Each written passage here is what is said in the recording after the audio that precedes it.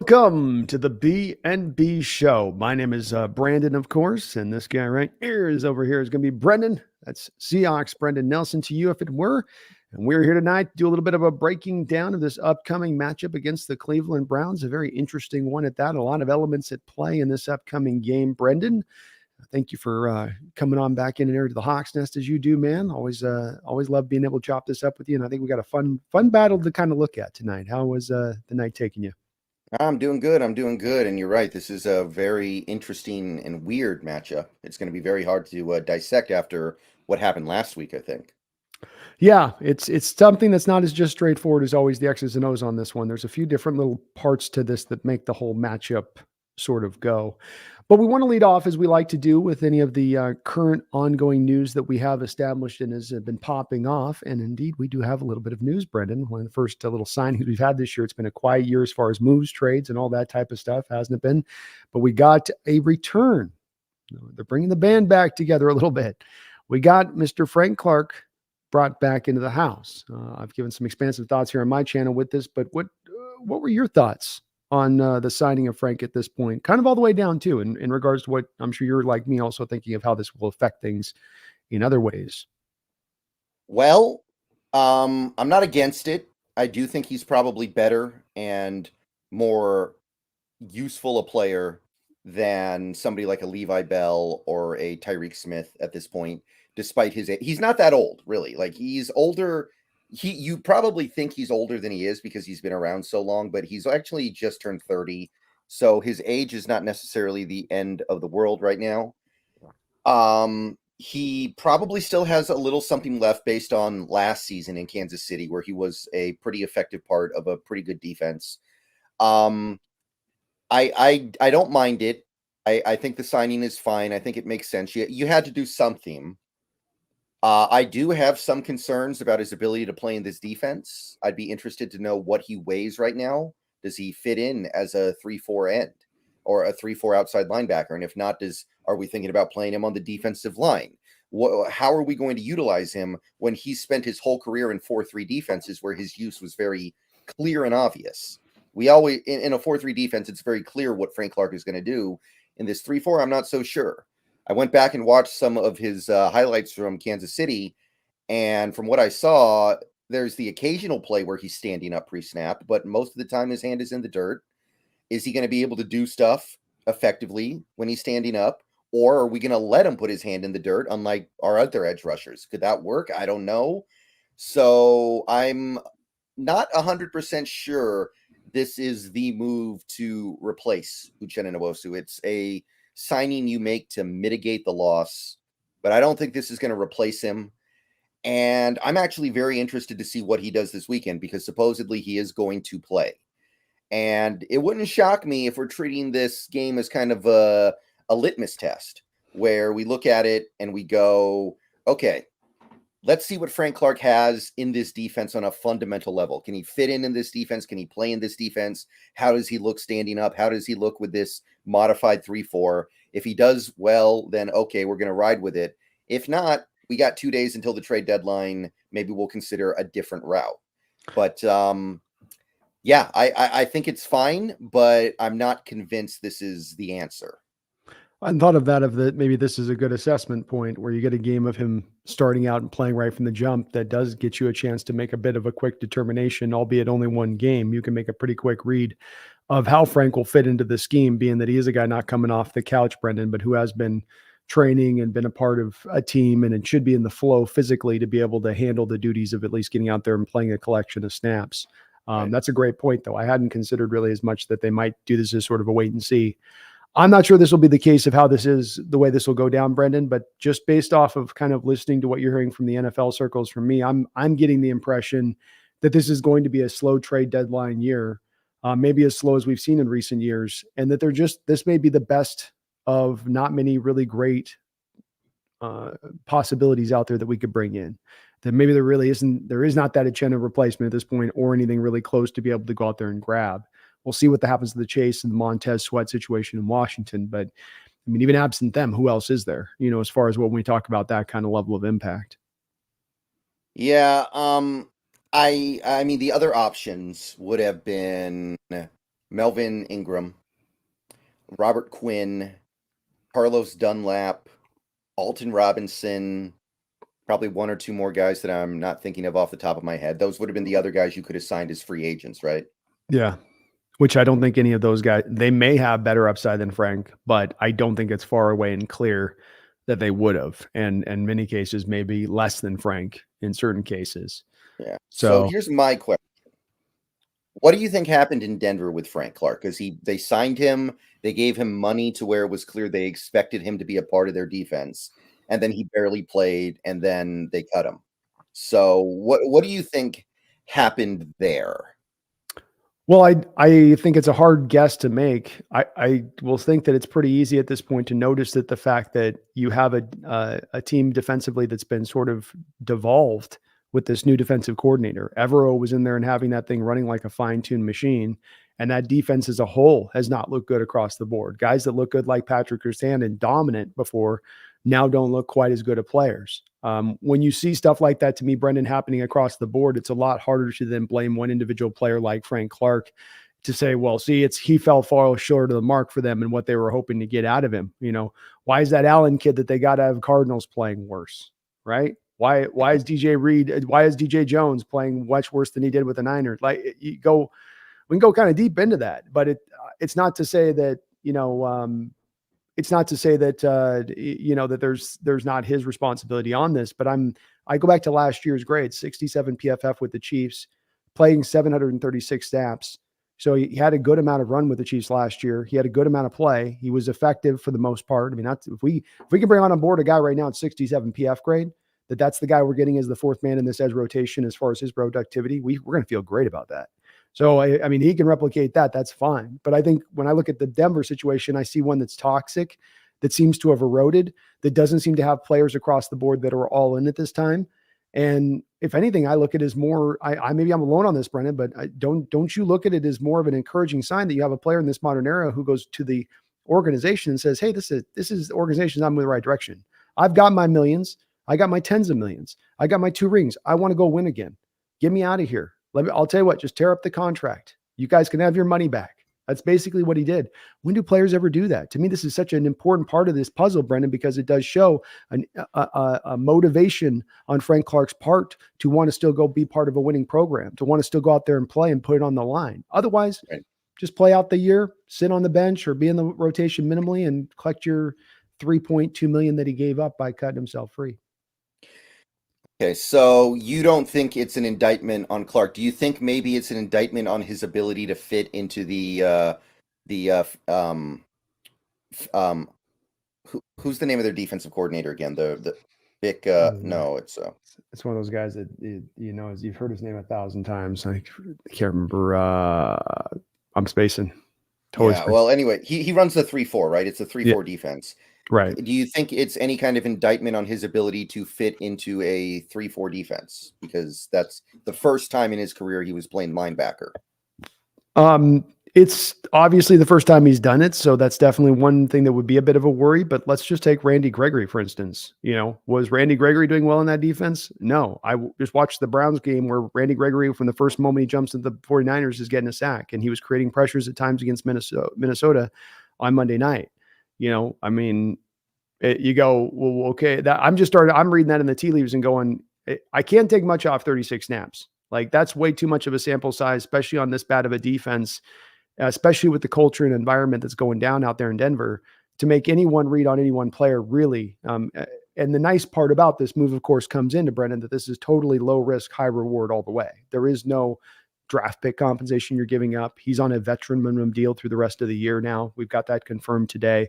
So, I mean, you can cut him at any time if you really want to, and all you're on the hook for is the game salary you've paid. So to me, it's really one that I get the thinking of, I'd like to have seen a bigger, better move. My contention to that, and this is going to be proven out in time, right? We're going to learn this quickly with the trades that do go down before the trade deadline. So this will be proven out one way or the other fast. And that is that I don't believe that there's really indeed a player out there that was going to be that upgrade to Clark. The players you mentioned are names, and they're viable names, but not what you're talking about when you're talking about, hey, like a Chase Young. That'd be okay. You're matching into a little bit of what you lost almost note for note. A Montez Sweat, note for note. But you're not there on this one quite at that point. But maybe that's not there to be had, I don't think. Might be wrong on that, but No. I think it's very clearly the case that if you wanted somebody significantly better than Frank Clark, you had to make a trade. Probably a significant trade. Like maybe Carl Lawson is better than Frank Clark. And maybe you could have gotten Carl Lawson for like I don't know, a sixth round pick. But other than that, the guys who would be actually better than Clark, they're going to cost you some real capital. The Chase Youngs, the Montez Sweats, the I threw out Khalil Mack in a video yesterday because he's I think they're going to try to move him because there's no point in him continuing to be in LA at this point. Those guys you're going to have to trade for. So absolutely, if you're not willing to make that trade, which I don't blame the team for not being willing to make that trade right now, then Clark was about as good as you could hope for. yeah, I was thinking about the Mac thing a little bit too. I didn't know if it was really a viable thing that would be possible of actually happening because are they going to be in sell mode with this Charger team? Will they actually get to that point of like, okay, Staley's not the guy. We're going to have to fire our coach at the end of this year. We're going to have to, let's get some assets off. What do you get for Mac? I mean, what does he cost? A fourth? Probably something like that because they don't save that much money this year. All the savings are next year, but the savings are big because they pushed so much of that contract into 2024 trying to make this work for this one season. That might make it hard to make the move then at that point. I mean, it's a lot of dead money, but it's also a lot of savings.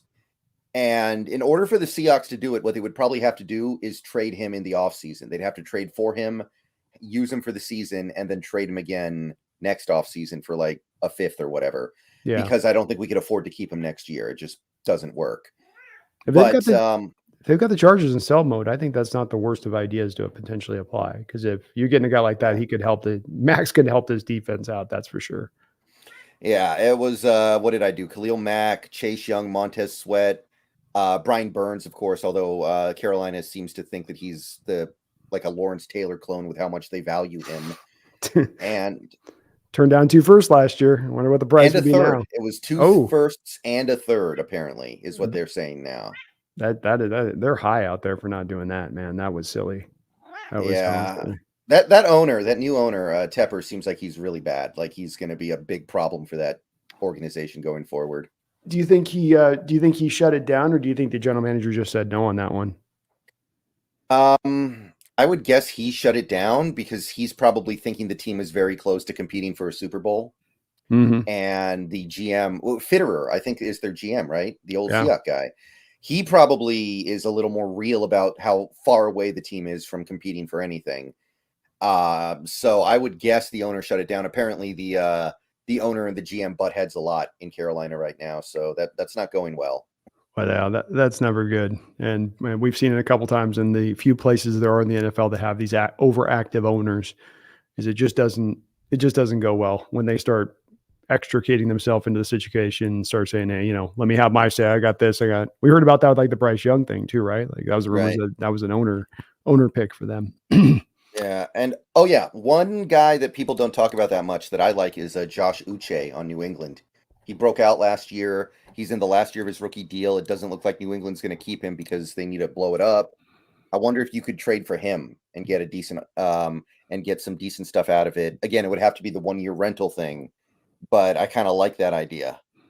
Yeah, I do too. That kid was fun coming out of Michigan. He's kind of a little bit like an Adams type in that he's not just a pure edge dude, and that you want to kind of move him around the line a bit as a blitzer to get the most out of him. But he would be much better accommodated to us now than when he was coming out in the draft, where I thought, put him in a 3-4 and let him go hunt and attack and do that type of thing. So I like that name. I think that would be an interesting one too. It sucks too that Judon went down, because Judon would have been another guy you would have probably been kicking the tires on here with New England if he was still up and running at this point in time. Does the contract work? When did he sign that contract?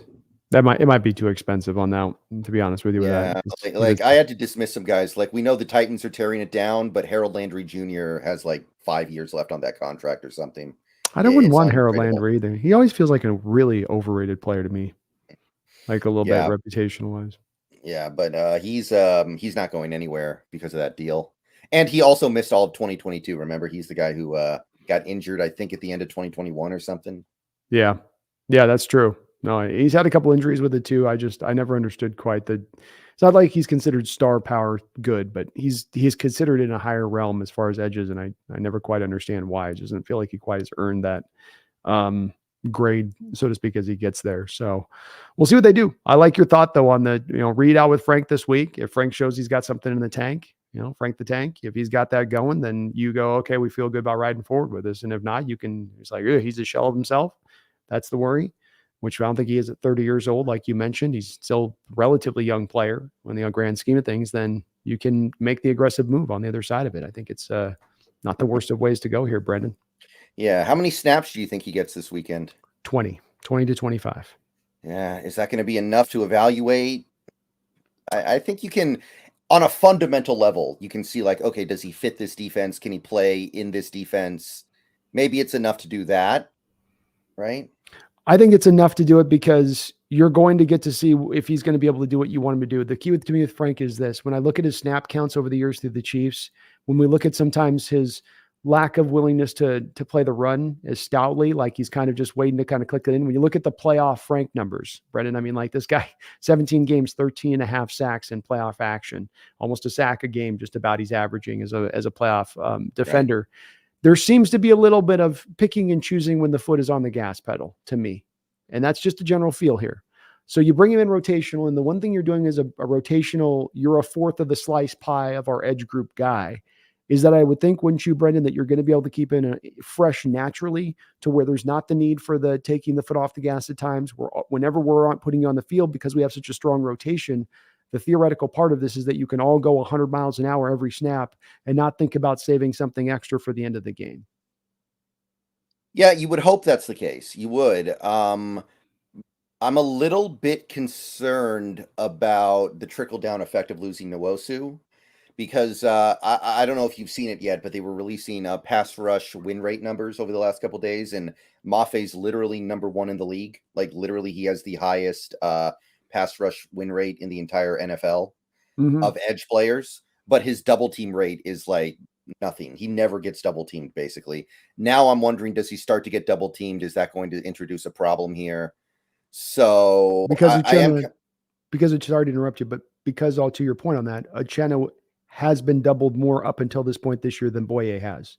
The numbers by a lot, by a lot. So it's a valid concern here. So does that hurt Maffe's production, and is that going to trickle down to guys like Hall and Taylor?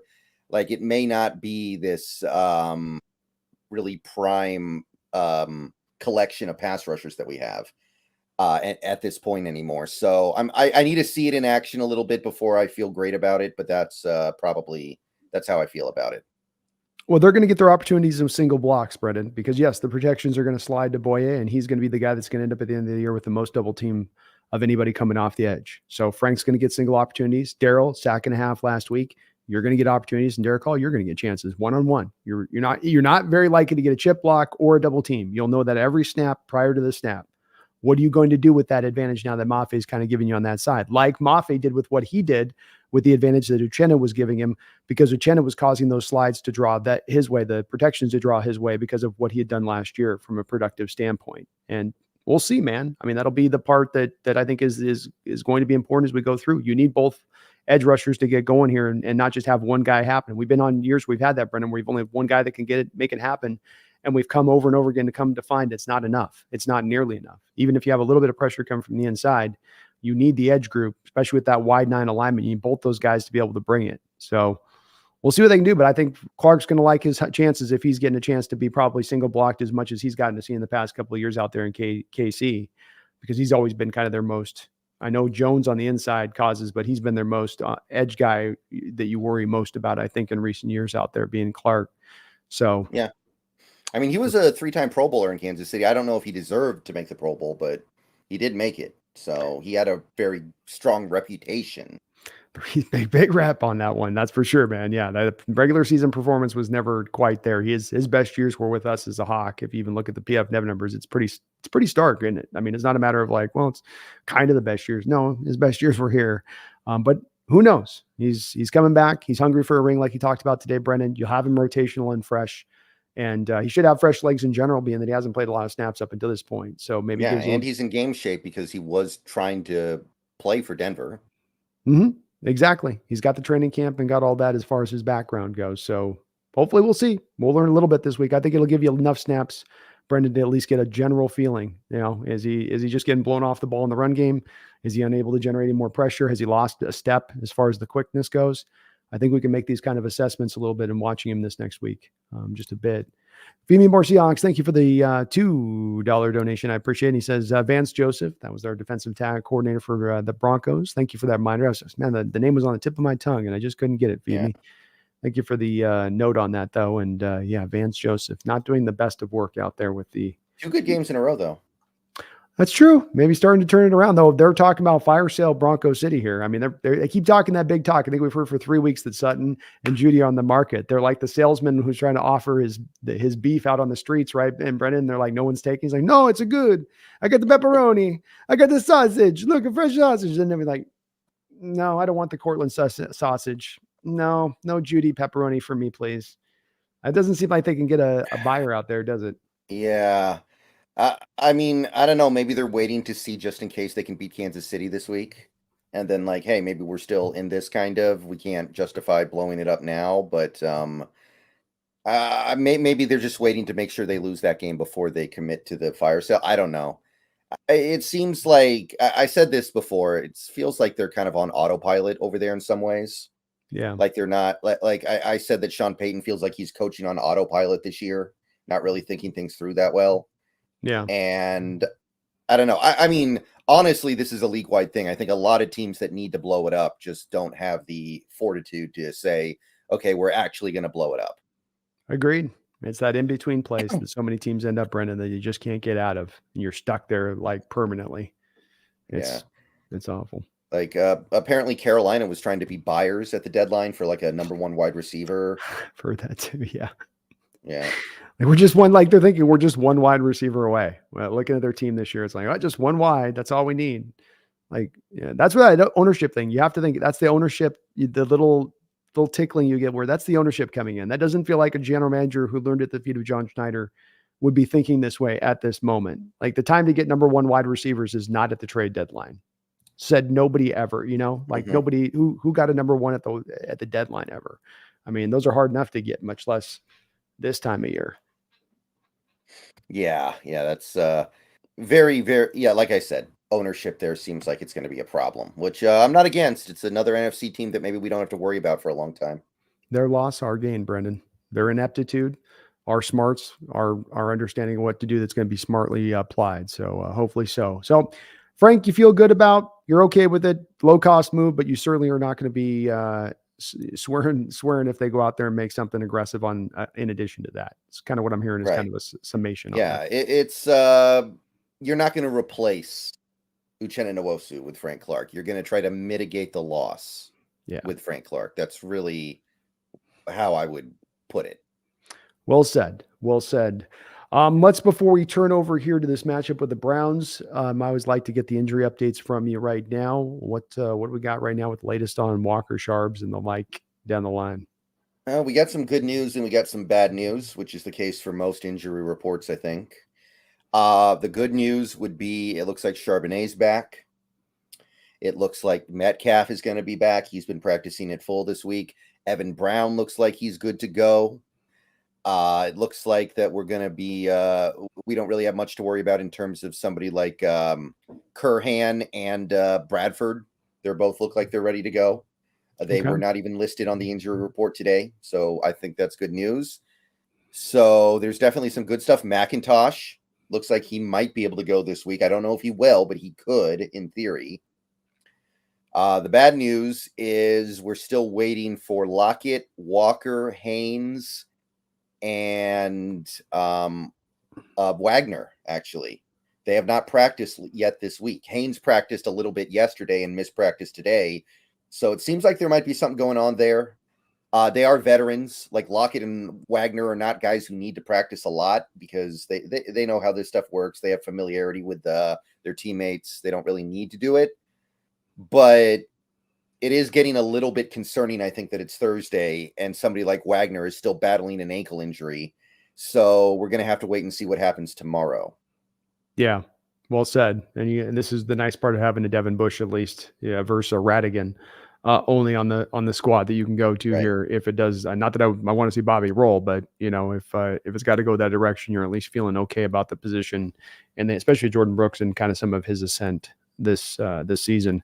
We have a little uncertainty. It seems like on the Walker injury. I haven't been able to understand if this is maybe there's a real true injury here, or if they're just trying to maybe like let's rest him a couple days in practice after a lot of wear and tear this year so far, a lot of carries on his body here. Yeah, that's possible. Carroll usually doesn't give that stuff away until Yeah, Friday. yeah. So we'll probably find out on Friday if the injury is legit or not. But I mean, Walker is not a veteran. He's a second-year player. Now, for a running back, that kind of is a veteran because running backs just don't last. But I don't think he's a guy that you hold out in practice just because, like you might with Lockett or you might with Wagner. So I'm a little bit concerned. Well, the one thing I wonder with that though is it's different with the back that's got this carry. I mean, you're up around 20 carries a game, which in this modern NFL age is I know back 1980, 1990, this was different, but now in this age, that's much different where it's his legs have got to be sore, his body's got to be sore. And like, do you want to put that guy out having running at full speed at practice at that point, fatiguing him more throughout the week? Or give him a couple of extra days for the body to just kind of heal back up a bit. And I wouldn't be surprised when it comes to running back that this is kind of a normalcy throughout the league a little bit when you get the guys up on those carries, because it's what they tell you health wise, which is the recovery mode is so important. And the only way you get there is by sometimes when you've done the intensive stuff is the intensive relaxation, the intensive, not just going out there 3/4, which still will tax the body and fatigue you a little bit. But I don't know. This is the part. We don't know for sure. We're kind of guessing here a bit. Have you gotten anything from Abe Lucas on what's going on there? What the timetable is on that? I 'Cause haven't heard anything about Abe Lucas new this week. So, I mean, I didn't expect him to be back for this game anyway. So I wasn't even really paying attention to it. But it's going. That's really all I know about it. It's going. And he's probably still a little bit away from returning. It's where it is. When we hear something new, folks, we'll give you the update on Lucas on that. And but I've not heard anything as well. So we'll just have to see where it goes. Luckily, we get Charbonnet back. So if Walker's beat up Brennan, you at least feel like this is why you got that second round pick, man, was so that you still had some vital talent at the position if you happen to lose RB1, right? Right. And maybe McIntosh. And McIntosh. Can't sell out McIntosh. I'm excited to see him, man. Remember those cut-ups from training camp with him making some just nasty cuts in the open field? Right. It's pretty nice. Y2K, thank you for the $2 donation. Says, how often do you know us going into a 2-3 defense? How often? I'm guessing he's trying to say, how often do you see us going into a 2-3 defense? So, I mean, we basically always have two down linemen now. Like, it's always just Draymond Jones and Jaron Reed. We almost never bring the third guy. Yeah. And then we have the two edge guys who basically play like defensive linemen. But I don't know. Have we done anything where it's like 3 safeties, 3 corners, and then just the one middle linebacker? Not that I've seen. I think what they do is they will flip out, like one linebacker for an Adams thing and have him down there occasionally, but it's not like what you're meaning, because he kind of turns more into a linebacker than anything else. These like, so you still have 2 LBs down there for all intents and purposes. But I like Brendan says on this Y2K, they've pretty much almost fully abandoned the 3-4. Maybe here and there they'll still bring it out from time to time, but it's those 2-man fronts all the way, however you want to call it. And that's where, they're having success and luck with it now. And the run fits have been way better this year than they were last year, which, is a testament to them starting to solve this scheme a little bit and how to run it right. Because it looked like last year they just didn't have any idea how to run the run fits and make it work when there were so many natural open gaps on those 2-man fronts. We're just like, well, how do you attack this? But they're figuring the smart way out to do it this year. And they've referenced Brendan. It's the buy-in. They've gotten the guys buying in, and that's what's allowed them to get here. Is that everybody just gets their job done, sticks to your gap. Don't get creative. Don't try to do too much. Just as Belichick would always say, do your job. Right. And it's working. So there's no sense in being upset about it until it stops working. That's right. Absolutely right. But thank you, Y2K. I think you're going to see that 96% of the time this upcoming week against the Browns. You'll see that 2-man front this week, but not the 3 on the back. It'll be 2 middle linebackers and then a flexing out around of Devin Witherspoon and Adams and Julian Love as they kind of flip around into different roles and spots depending on the down and distance. Let's turn this then and over here to this upcoming matchup here, Brendan, which is an interesting one with a good amount, I think, to kind of break down here a little bit. Um, I think before we get over to the Browns offense, let's tackle the biggest dragon here in the room to tackle with this team, and that's going to be what our Hawks offense is going to have to do here against this Browns defense. You mentioned with the updates injury wise, I think we can take for granted from this that we're going to probably see Curhan back right tackle, Bradford right guard, Evan Brown at center, Damian Lewis left guard, and Charles Cross left tackle. And this is going against a very tough Browns front who's played some pretty good offenses this year, but who've held the line. And then they had the complete kind of vomit on themselves game last week against the Colts, where I was talking to some Browns folks from their channel today, and they felt like I felt on this one. There was a little bit of taking your foot off the gas after that big Niner win the prior week. What are your, I guess, talk a little bit about the defense and your thoughts on the Brown defense, but just the Browns team and overall, I guess we should maybe leave that a little bit. Where do you see this Browns team? Is this one of the more dangerous teams in the NFC, or do you see them as more of a middle of the road team, or that we don't know maybe even? I mean, it's really hard to say anything about them after what happened last week, right? PJ Walker completes like 20% of his passes, and they have one big run the whole game. Other than that, they're running for like half a yard a carry, but they still score 39 points. That's not supposed to be possible. It's like when you simulate a Madden game and it says that a team scored a touchdown every 32 seconds. And it's like, come on. This isn't funny anymore. Like, I know you're trying to make a joke, computer, but you're not. The AI is not advanced to the point where you're able to make a coherent joke. This doesn't make any sense. So I kind of feel like right now in the state that they're in, they are kind of a mediocre team. When you're talking about this team with PJ Walker, when you're talking about this team down to their third string running back now, basically, and a guy they signed a couple weeks ago off the couch. And by the way, they're missing what's his name, Wills, the tackle. Apparently, he's not going to play. Willis, Jedrick. Yeah, Jedrick has not practiced yet this week. Apparently. Wow, they're already down their right tackle for the season in Conklin. Yeah, so I see them as a pretty mediocre team, a team with most of the time a really good defense and a really bad offense. And I'll tell you, when PJ Walker misses, he doesn't miss by half a yard. He doesn't miss by 2 yards. He misses by 5 or 6 yards. He's got a strong arm, but it is not in the vicinity of being accurate. It's the place where I'm sure you've heard within your own chat some of the consternation about a backup quarterback coming in and how much problems we've had against those. But it's been a very typical backup quarterback that we've struggled against, being the cerebral Colt McCoy, not that Colt McCoy is cerebral, but just he's an older quarterback who knows what he's going to look at, Matt Schaub type. These are the ones that give you a problems, not the guys that are mobile but don't have the accuracy in order to take advantage of some of those shorter throws. We saw a little of this last week with Dobbs, and he himself is not the most accurate of throwers of the football, and there'd be times guys would be somewhat open and he couldn't hit the throws. That is definitely the case, with this kid. And so, mediocre is a good way to probably put with where they're at with down. Nick Chubb, I think you would agree, is probably a top 3 back in this league minimum when he's healthy.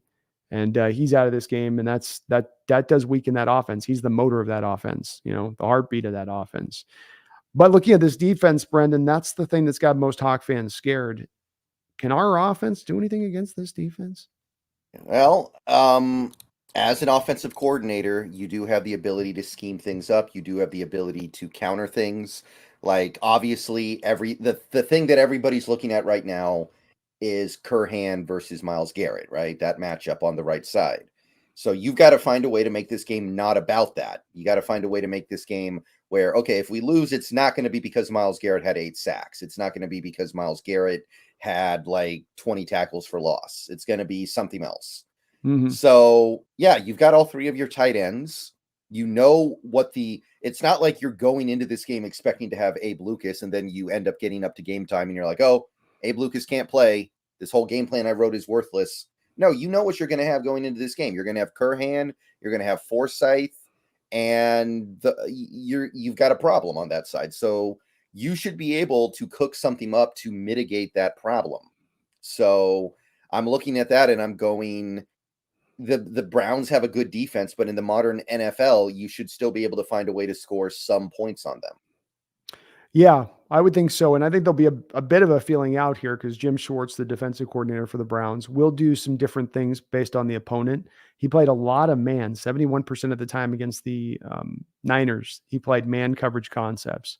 And so that will be interesting if he's as gutsy and is willing to do that against us, where he's doing that at times with both. They've got pretty good corners over there in Denzel Ward and Greg Newsome, and they'll bring him up and press Brendan and then just try to trust them to handle press and run with the guys. And boy, you get, especially getting back, DK's big in this game because I don't know if they're going to be as willing to do that as often in this game with him especially out there on that outside. But you got to make them pay the price if they do slide into the man points at times. And they're going to do that to try to bring the blitzes and to try to, like you say, get around then Curhan and being able to double. And one way to get around that is if you bring blitzes, and now that chip blocker has got to account for a middle linebacker coming through the A gap or another blitzer coming from another side. And now you have to put Curhan one-on-one at that point.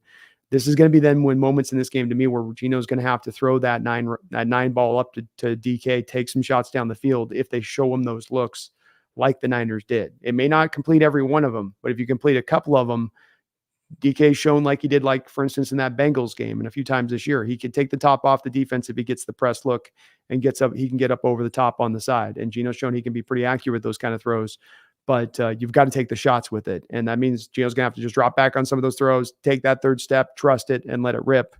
Anticipation has not always been his kind of claim to fame this year so far. It's been more of he wants to see it at times. He's got to probably get a little more into that. Trust the receivers on this one. So like he did with Bobo last week, even if there's not necessarily with these big receivers, Brendan, give them a chance, right?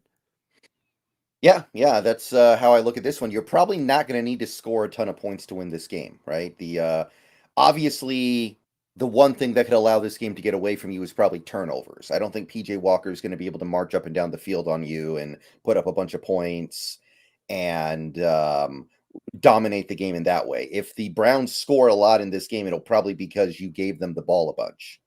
Yeah. So obviously you want him to play carefully.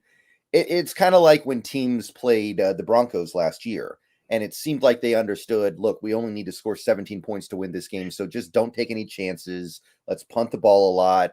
We'll put together a few good drives on the day, and that's going to be enough because we know Denver's offense can't score. This game might be a little bit like that, where you do have to say, all right, we're going to settle for, punting the ball a lot and just kind of try to play it safe. Mm-hmm. And obviously Gino's had a little bit of a turnover problem the last two games, so he's probably got it in his head anyway, but that seems to me to be the only way we could really get boat raced in this game. Agreed. I think you'd say too, if we lose the turnover war, we'll probably lose this game, right? Unlike last week where we could go 3-0 and still come out with that win. I think this is a horse of a different color, Brandon. And if that happens like that this week, I think we do lose. We gotta stay on top in the turnover battle, or at least make it even 0, where neither team gets a pull on that, right? Yeah. Because I'm pretty sure PJ's going to throw it to us a couple times. They said it today. Hey, it was coming out of the straight from the Browns' mouth today, man. As I had both guys on the channel that I did the stream for said, yeah, he will give you some chances. He's gotten lucky on a couple of throws where it's like the guy dropped him and hit it right in the guy's hands, had an easy pick, and just got away with getting lucky on it. But he's not your typical backup that's given Seahawks problems in recent years. This is much more akin to the Dobbs kid we saw last week than it is to akin to the Colt McCoy type that we've had come through and give us problems. And so, yeah. And fun fact, did you know that he's never had more than 20 yards rushing in any game in his career? Walker? Yeah. They were saying that today. I thought he was mobile, but they were saying that he's not really, you think of him as being mobile, but he's not really mobile, they said. Like the guys I was talking to, they were like, he's really, he can move in the pocket and he'll make some moves that kind of, it's like maybe the Malik Willis thing, right? Malik Willis' whole thing was like, oh, he'll be like, you had people trying to make Vic comps to the kid. And then he goes out that first year and averages like 3.7 yards per carry. And he looks kind of like not as fast to get to that rate. He's not going to ever be a dynamic runner of the ball. That's just not his bag. Yeah. So even that part, we can't really worry about it that much because that might be the one thing that can get to us a little bit because Dobbs did have some success doing that. But that's not really PJ Walker's game, as it turns out. No, I think they're going to try to just run their offense, Brendan, which is it's Stefanski with the 2 tight end sets. And, he's going to try to run balance with the ground game. He's not trying to be too pass happy, but that does not mean what we saw last week, which is the typical read option look out of shotgun quarterback's going to keep about 5 or 6 of them over the course of the game, including the one Dobbs scored on. I don't think they're going to run that as much. And maybe they see Right. Dobbs doing as well as he did last week with a little bit, and that makes him lean into it some. But watching some of the Browns tape so far with Walker, that's not really been how they've used him. They've kind of still just run their offense as it normally is run. And they are a 2 tight end offense. They love their 2 tight end sets quite a bit out there. They're not as much in Yeah, them. it's Njoku and Harrison Bryant, right? That's right. Yeah. Which they're okay. I think they would tell you that they would like to be getting more out of Najaven Njoku. He's been always kind of a potential guy, I think, there for them, where he's not been bad, but they've just always been kind of waiting for him to take that next step to his game when they drafted him, and liked him coming out. One tough thing about this defense, Brendan, and dealing with Myles Garrett is that though you can put the attention to him, and I think like in Tomlinson and Shelby Harris on the inside at defensive tackle are pretty strong and solid for them. They're not lighting the world far, but those guys are steady. But then you got Zadarius Smith on the other side. This Browns team went out and made a very smart value signing trade. I think they had to make with the Vikings to pull him in. And that does a good job of really not allowing you to necessarily just kind of lean to one side. Cross is going to have to get the job done over there. Whoever he gets, be it Myles Garrett, flip to that side, or because that's really what they're going to do is they'll put Garrett over there and they go, okay, your inclination here is going to be then to try to double Zadarius on the right side when we put him over there and double him, but then you're going to leave Myles on Charles. Do you trust to do that? And that's a bit of a pickle at that point for us on that offensive line, isn't it? Yeah, they're going to do a lot of things like that to make things not so fun. You've got that. You've got the fact that they've got 2 really good outside corners as well that are able to allow them to do blitz stuff without putting themselves at too much risk in the back end. So, I mean, there's going to be a lot of problems for the offense in this game. I think we just kind of have to accept that going in. It's not going to be a great day for this offense. This defense is not going to let very many teams have a great day. Obviously, the Colts found some success, and I mean, I don't totally understand how that happened, even having watched it, right? I don't know how Gardner Minshew went off like that. I don't know how they ran the ball so well, but they are going to put you in a lot of really difficult situations like that. Absolutely. Zadarius Smith has been, how good has he been this year? He only has 1 sack, but he's got a lot of hits and hurries. So the Mhm. pressure numbers are still the outside pressure numbers are good, if not the base sack levels is fine. And they seem to feel like he's been a good addition to him. And watching a couple of the games as I did, I have not yet gotten to the I tried to get to the Colts game. I was just finishing the Niner game through. I got a couple of the other ones that they had, but he's been active in those games. He's been a factor, especially because I think, like I say, the teams end up being driven to that singling him because you always want to drive to then double Myles. You can't really afford to double both on either side. You got to pick your poison. Somebody's going to have to single block with the edge group, and he is still a guy that can get it done. So he's not just a guy out there. He's a guy that will be a problem if you're just single blocking him all day, especially if it's Curran. We're talking about doing it because you want to. I think the coaching staff will probably try to trust Cross at times out there and single blocking in those moments and push the double team then over to the right side. Yeah, we are one of the top teams in the league at trusting our tackles on islands. Obviously, that was last year when we had Cross and Lucas the whole season. But when we have it available to us, we like to trust those guys. Indeed. Indeed. As you would with Abraham, Lucas, and Cross. That's the benefit of having guys that are that good is that then you can run all your guys in the routes and kind of flood stuff on defenses. But it will be interesting to see what their tactical approach is and also what the Browns choose to do. If they do try to attack Curhan on that side with Garrett, knowing that then kind of frees Seattle up with Cross. And though Zadarius is good, I feel like, okay, Cross can do okay against Zadarius on the other side. He can hold up over there one-on-one at that point. But that'll be kind of one of the fun matchups. They've also done a good job with the Browns, Brendan, with a guy that was kind of a prototype guy, a modern guy that we do our scouting every year in the NFL draft. And it's become now more commonplace to see these middle linebackers at 225. And this kid was kind of the trendsetter for that because there was a lot of consternation about who's he going to be, how good is he going to be. That's JOK, Jeremiah Kuzier or Ruzier. I can't say his name ever, but he was a guy, JOK, 220 coming out of college, but he was a great cover linebacker, a guy that everyone's going, well, how's he going to hold up? He's not going to be big enough. He's going to get broken down, but everybody got copping on, but how good you need these guys now that can cover these tight ends, these linebackers, and so few can. Here's a guy that can. He's really rounded out into I think a full player, a real good player, in addition to still being a top-notch cover man from the linebacker position. And I think he's helped kind of set a trend here a little bit at times with some of these linebackers coming out because now they're all light and they're all trying to run fast at the combine, Brendan.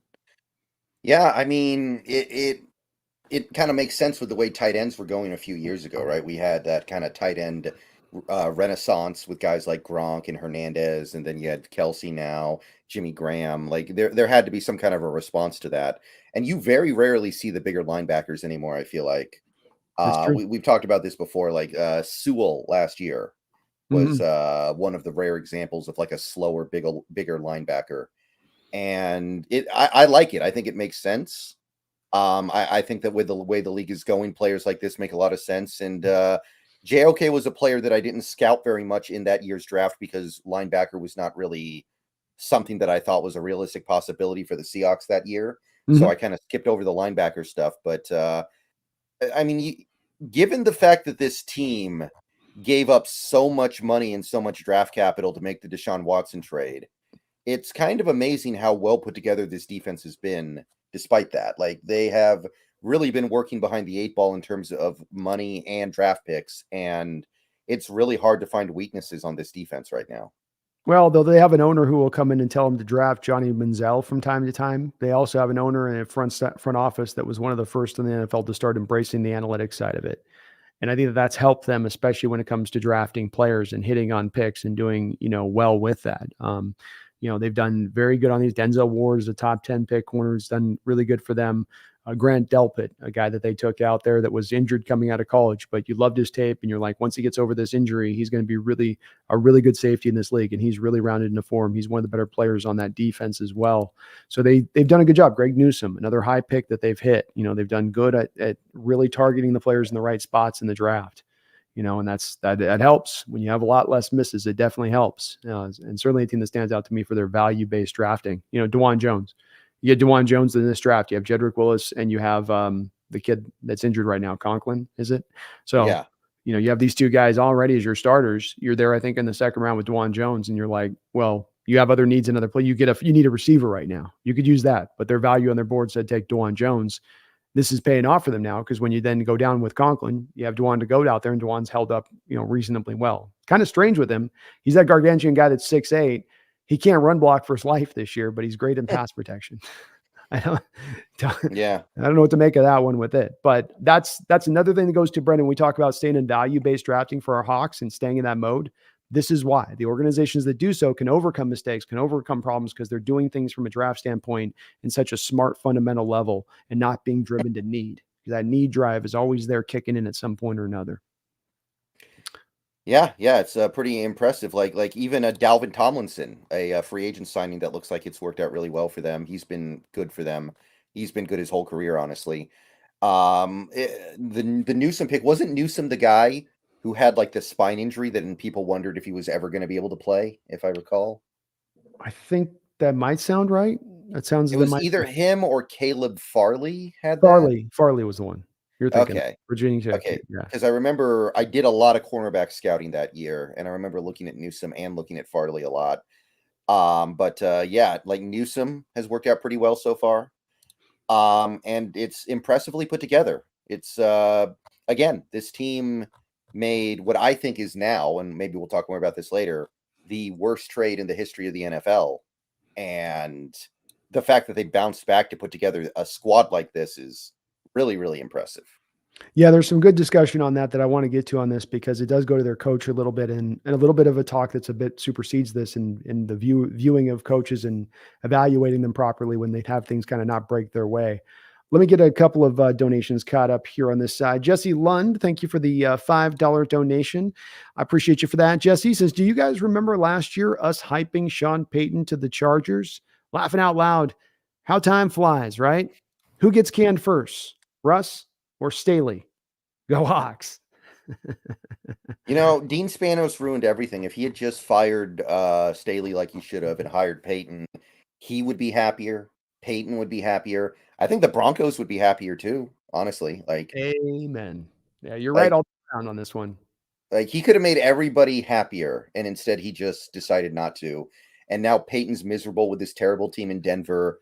Most Denver fans don't even like Peyton. Like if you read the Broncos blogs, they all complain about him now.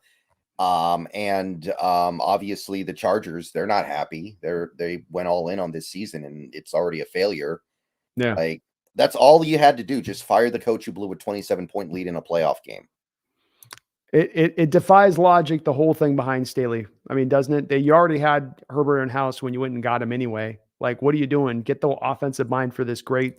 You'd have your pick of great offensive minds at that time to go through and take at that point to bring on to tutelage this kid because he's like the ideal quarterback for them. I mean, that's the no-brainer move. Then you don't do it. Then you don't fix it after you know it's wrong, Brendan. And this is why bad organizations are bad, And yeah, I think you're 100% right. Sean, if he was with the Chargers, it'd be a big different story. I think a part of Peyton's failures here come from taking Mission Impossible and not having any Tom Cruise plot armor, right? It's just Mission Impossible. No, it's the wick's going to go all the way down and get to the bomb. It's going to blow.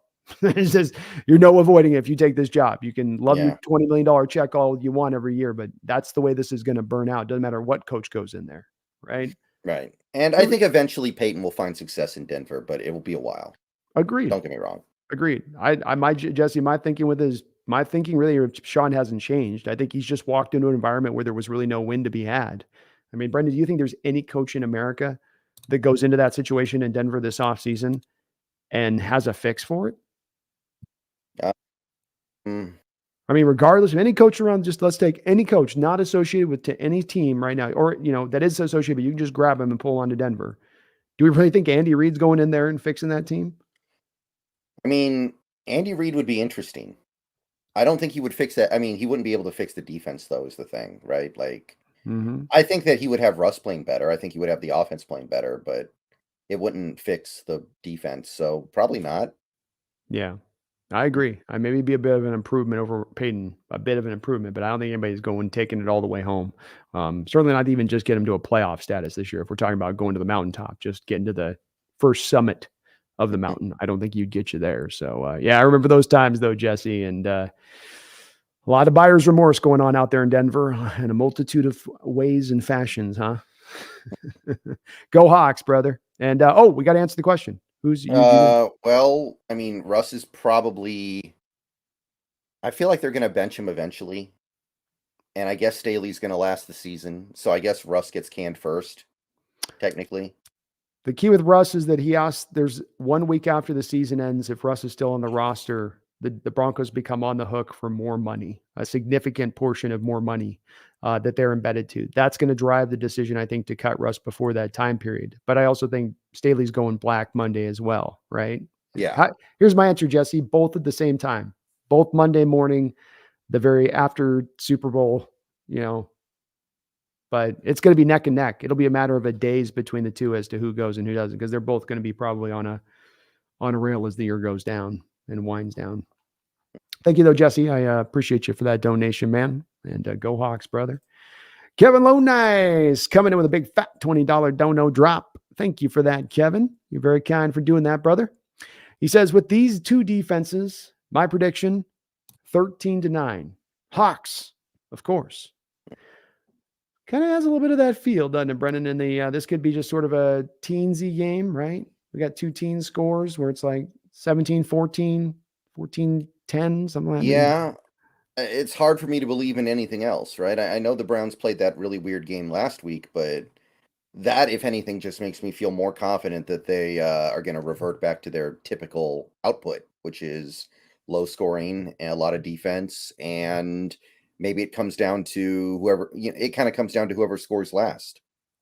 Yeah, who's ever got the ball at the end there and can, take it down for a field goal at the end to push it through. But I think, Kevin, it's going to be a bit of a knuckle down defensive fight. Offenses are going to have some tough sailing, I think, throughout the day. As we've seen with the offensive line where it's currently at with the 3 backups. Once again, we'll be down to only 2 backups in this game. So that's an improvement from where we've been. And maybe they start to play better offensively as the line gets just a smidge healthier at this point. And a lot of people think Bradford's better than Haynes. I don't, but a lot of people think that Haynes should be the backup anyway. Yeah, I think you're in the same spot with that as I am, where I can see Bradford giving you more highlight moments and more big moments where he's out there crushing a block, laying a pancake. But to me, Haynes gives you more of a consistency to know that you're not going to have those drops where there's games where Bradford will be the top guy, like we had a couple of weeks ago, as your most highest rated player on your offensive chart. And then I think this last week, I think he was the most lowest rated guy in our PFF chart, wasn't he? As far as the game scores go, or he was right there at the bottom on the PFF scores in this past Yeah, that game. sounds right. Yeah. So it's you get the fluctuation in performance, and really you can make the argument you're looking for the consistency from the position more than the flashy moments. Bradford's, I think, proving himself to be a long-term answer there, but I can still get them leaning towards Haynes when it's all said and done, as far as when he does get to full health. Right. Thank you, though, Kevin, for the big $20 donation. I salute you, sir. You were awesome for that big $20 donation drop, and well said as well. I think that the score is very likely to be low in this one, and it comes down to why we can't make mistakes, can't have unforced errors, can't have Geno making stupid decisions at the wrong times. He's got to, when it goes to hell, throw it away. Throw it away. I saw it tonight. I don't mean, Brendan, you're watching the game as well. Did you get that moment there with Josh Allen where he's rolling out to the side, and it was like reminiscent to me of Geno rolling to his left in this past game, and it's Josh still can't seem to learn lessons, I guess, because he's going outside and he keeps going. And then he gets tackled by the defender. And then he comes up with his knee, and you can see him pressing his knee down. And then he's in the blue tent shortly thereafter. And you're going, Josh, just throw it away. What was the upside there? A 3-yard gain? Just chuck it out of bounds. It's a first down play. Chuck out of bounds. Live to go another day. And you've got to do that after Geno in this game. Throwing it away is not the worst idea in this kind of game when you're going to be playing it so tight and so close, at least as it looks on the outside looking in on this one. Yeah. I just, don't give away points, right? The last 2 weeks, Geno's given away a significant number of points with some of the bad choices he's made.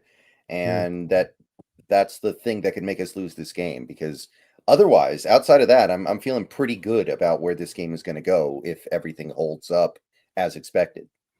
I am as well. You mentioned where they're at offensively speaking, and they don't have a lot of playmakers. Cooper's still doing what he's doing out there. Elijah Moore has not found a fit. We'll talk about the offense here in a second, but this is set up for you to take this game and just it ain't style points.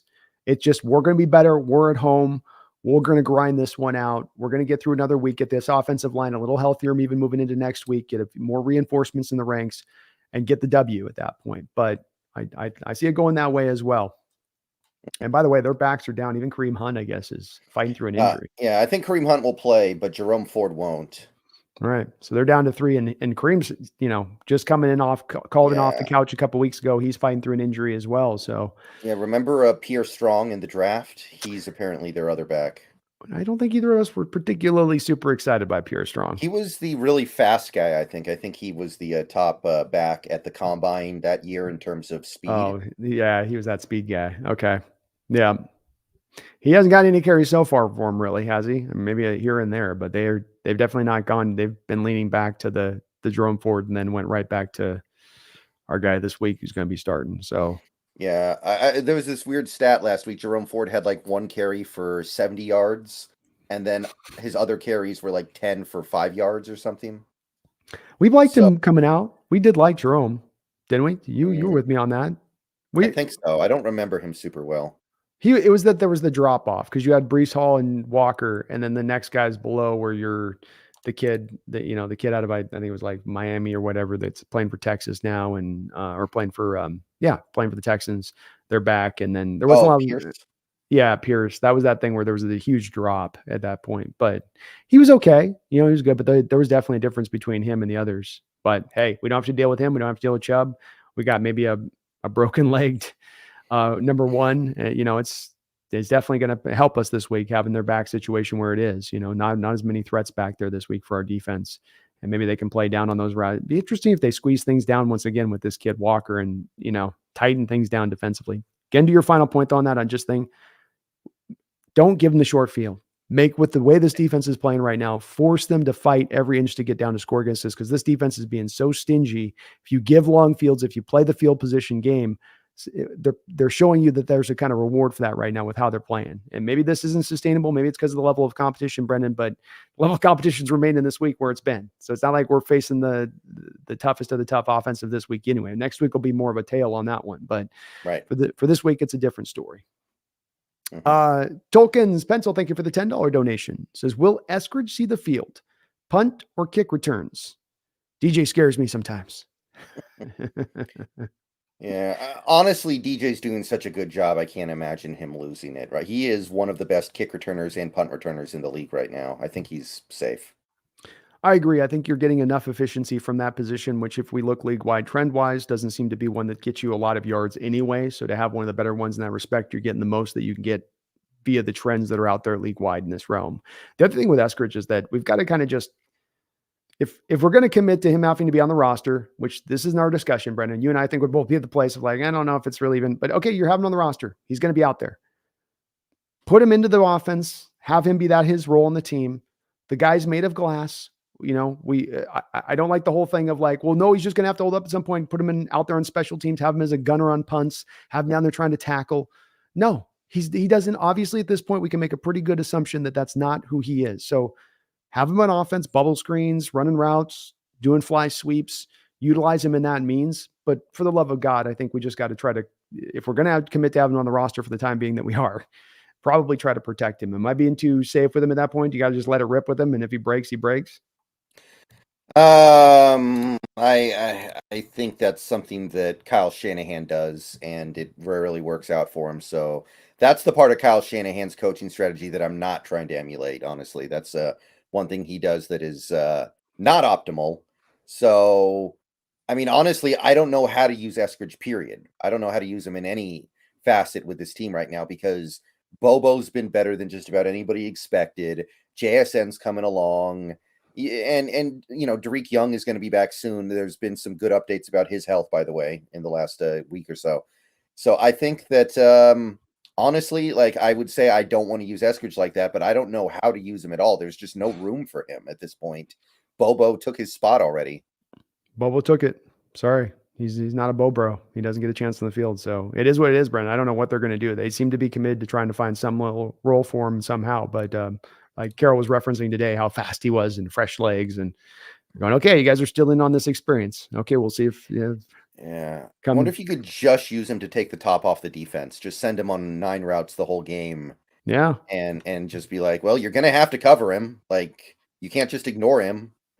I will say this, Brendan. You know what have the Dolphins done right now? And part of what they've got a lot more creativity, of course, in their approach with pre-snap motion and post-snap motion. But a big part of what the Dolphins do to find their success right now offensively is it not being able to throw speed at you at every single position at times, where there's there's a Mozart, there's an A chain back there, there's a Waddle, there's a Tyreek Hill.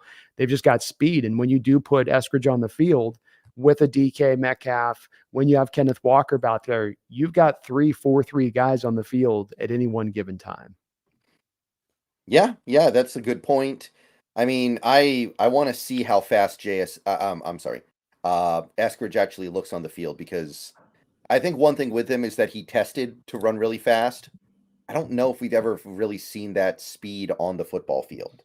That's a fair point. So we need to actually see it translate on a football field before we feel like we actually have another 4-3 guy. Yeah, I think that's a good point. It's a really good point.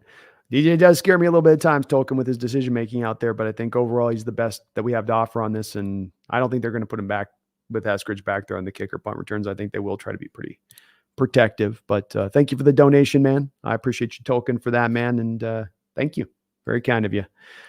Thaddeus Sexton with a $5 donation says, if we did a trade for DeForest Buckner or Leonard Williams and they do good for us the rest of the season, can we re-sign them since we're going all in? You could, but it would hurt. You'd have to either backload a bunch of your other contracts, like the Metcalf contract and the Geno contract, so your future gets hurt, or you're going to have to let players go at other positions and possibly just be really weak at those positions, like tight end, right? We've got 2 free agent tight ends at the end of the year. If you let both of them go and then you don't have any money to replace them, it's just going to be Disley and 2 rookies. And you might have to let Disley go because he's one of the guys you can cut to save money. So then you're like, okay, we have this super tight end happy offense. Now we're going to have 3 rookie tight ends that are probably not even super high picks. It becomes really dicey because there isn't a lot of money to go around. You could, but I don't know if I would recommend it. Yeah, it's going to be very hard to do here, Thaddeus. We got to also build into the balance. You load balance a little offensively, future contracts, but you've got the Draymond Jones signing, big monstrous deal, almost up at 20 million a year. You've got the Uchenna signing, big monstrous deal, almost up at 20 million a year. I don't know that the team's going to be likely to move off of Adams this offseason with how they've structured that. And even potentially Quandary still does remain at that point. So the cap will go up naturally. I've heard even that there's maybe some estimates of the cap going up to even maybe 20 million extra here this year with some of the increases. But I think there's going to be a draw to go back and grab Jordan Brooks, if not bring Bobby Wagner back in. That becomes a 1-2. That becomes a 1-2 priority. And then you start to go to some of the other positions you mentioned. I think they would like to take that approach as opposed to throwing all those guys out for just a DeForest Buckner. Leonard wouldn't be as costly. DeForest he's going to be like a 23.5 million per year guy if you sign him to an extension. Leonard will be like a 10 million, so he would be significantly less. But I'm getting more increasingly, in my opinion, liking the thought of playing the compensatory game. Because like you talked about here, you have so many free agents going out, you have so little money, even if it goes up 20 million, you sign a couple of in-house guys, let the rest go. If you had a Leonard Williams come in and you let him go, or, Buckner came in and you got him for a cheaper cost, I don't think the Colts are even selling. So this isn't even a possibility, but right.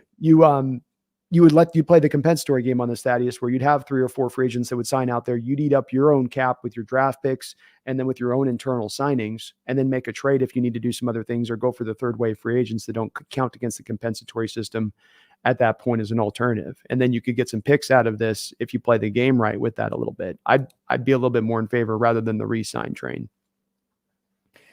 Yeah, especially with somebody like Fant, who I think is going to get a big contract. That is not going to make. I like if the Seahawks gave Fant like 15 million a year. I don't think you'd be very happy about it. No. But I really do think he's going to cost somewhere in that realm. I really do. Yeah, he's been productive every single season he's played. He's a complete player. He's like the analytic folks out there in the football land that look at it. In the front offices, you may be down on analytics. Front offices are not. And right now, I think he's about the 3rd highest rated tight end in the entire sport. He's likely, I think, 12 to 15 million per year is what he's going to get. But that's where I get to that compensatory game. Think about it. Brendan, it's like, okay, you have, you bring back Bobby, you bring back Jordan, make a trade for the other cap space, maybe third wave signings. Okay. You have Fant go out at 13 to 15 million. That's a 4th round pick back now for Fant. Parkinson goes out there and signs some small moderate deal, but a little bit, you get a 6th round pick back for him. Who else do we have free agent? There's a couple others I'm forgetting. There's somebody else. It's okay, no, not Jaron Reed, but Devin Bush, I guess. I don't think he's going to get anything, though. He might not get anything. But then we got Mike Jackson. Is there a team out there, and maybe not going to give him a big deal, but he's got a bit of a history of playing solid? Yeah, honestly, don't laugh. DJ Dallas. He's doing such a good job on special teams this year. Somebody might say, you know what? I think that's worth a non-trivial contract to me. Homer got a decent deal. We weren't playing the compensatory game last year, but he did get at least a deal that would have gotten us a pick back, be it a 6th or 7th. I'm not saying that's a lot, but I'd say that's something. And if you get 4, if you get a cumulative 3 or 4 of them, it's real nice, even if none of them in themselves are, particularly high. So I think there's an opening to play that game a little bit there with it. But Thaddeus, Brendan, they announced tomorrow that they make a trade for either of those 2 guys. Are you anything but effusive in your praise of the deal? It depends on what the deal is, right? Like, I think we need let me say that we don't get raked over the coals on anyone. That it's more than a fair value as far as the front end costs go. Yeah, I'll be on board with it. Yeah, I'd be in the same way. So, but I don't think either me nor Brent Thaddeus think that there is really a deal that's probably coming down the track. Could be wrong on that, but I think it's going to be dead quiet at this trade deadline this year. I think Seahawks wise, yes. I do think some teams are going to aggressively blow it up. Yeah. I mean, if they can, like we've been theorizing that maybe these players that Denver wants to trade have no value. But I'm sure they want to trade guys like Sutton. Like Sutton's a ridiculously overpaid wide receiver 4 right now, basically. Agreed. No, I think that they want to do it. I think the problems you just mentioned are what's right there at the forefront of this, though, being that unfortunately there's no people that are going to give you a value. Okay, we'll give you a 6 for Sutton. I think that's why there hasn't been a deal up until this point. I'll give you a 6 for Jerry Jeudy. I'd jump all over that if I'm Denver. I just don't want to pay these guys anymore. Sutton's on a long-term deal, by the way. That's true. I get you there, but it's just that it's probably hard to just dump something for complete sunk cost at that point and not get any value back when you thought at the start of the year there was value built within. It's hard for teams to cross that bridge, I think, when they've made the determination that they think that this guy's worth yay value when he's really not, and it'll be, but you might, I think they're going to try. They're going to try. But then absent the Denver, who's the other team going in sell mode hard? Titans. Could New England do it?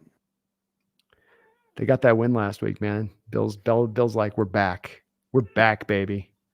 We're ready to run. Assuming they lose this week, though, they're 2-6 at that point. That might be it. I could see a team like the Chargers do it because if, they play the Bears this week is the problem. They're probably going to win and then feel like they're back.